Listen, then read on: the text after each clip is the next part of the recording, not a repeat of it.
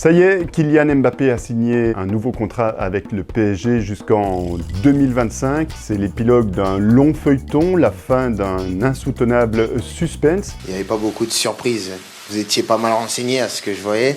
Et on comprend mieux aujourd'hui les raisons qui ont fait pencher la balance en faveur du club parisien. Nasser Al-Khelaifi nous a expliqué qu'il n'avait quasiment pas parlé d'argent avec sa star. L'argent, c'est pas le plus important pour Kylian. On a parlé des mois de sportifs, des heures d'image et des minutes d'argent.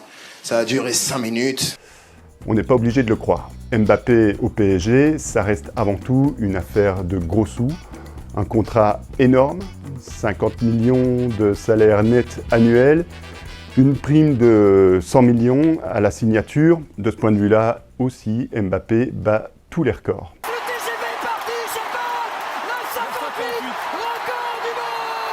Mais contrairement à ce que peut nous faire croire la presse espagnole, ce n'est pas qu'une histoire d'argent. Il y a plein d'autres petites choses qui sont venues se greffer et qui ont joué dans la réflexion de Mbappé. Il y a d'abord l'aspect sportif. Le lien avec Leonardo avait été coupé. Le dossier a été repris en main par Nasser Al-Khelaifi, qui a écouté ce que Mbappé voulait, qui a pris en compte sa vision des choses. Mbappé ne sera pas le futur directeur sportif du club. Je reste quand même un joueur de foot et j'irai pas au-delà de cette fonction. Ce sera Luis Campos. Mbappé ne va pas négocier les contrats, il ne va pas choisir tous les joueurs. En revanche, il aura son mot à dire. Il va être écouté, il va être au centre du projet. Et ça, c'est tout ce qu'il voulait aussi.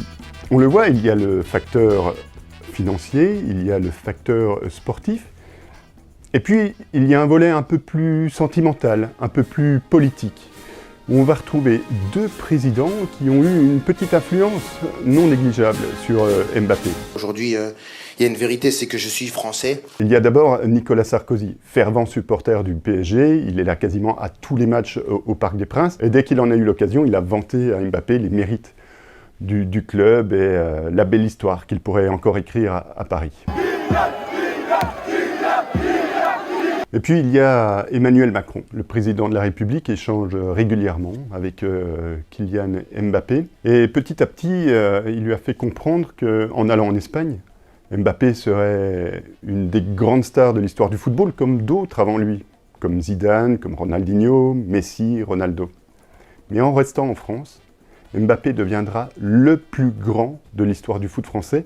Il marquera l'histoire de la France, en rapportant la Ligue des Champions à Paris, en décrochant le Ballon d'Or, en battant tous les records du foot français.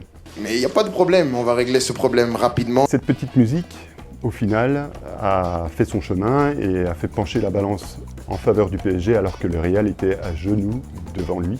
Le PSG peut remercier Emmanuel Macron, qui est fan de Marseille. Alors pour une fois qu'un supporter de l'OM rend service à Paris, on ne va pas s'en plaindre.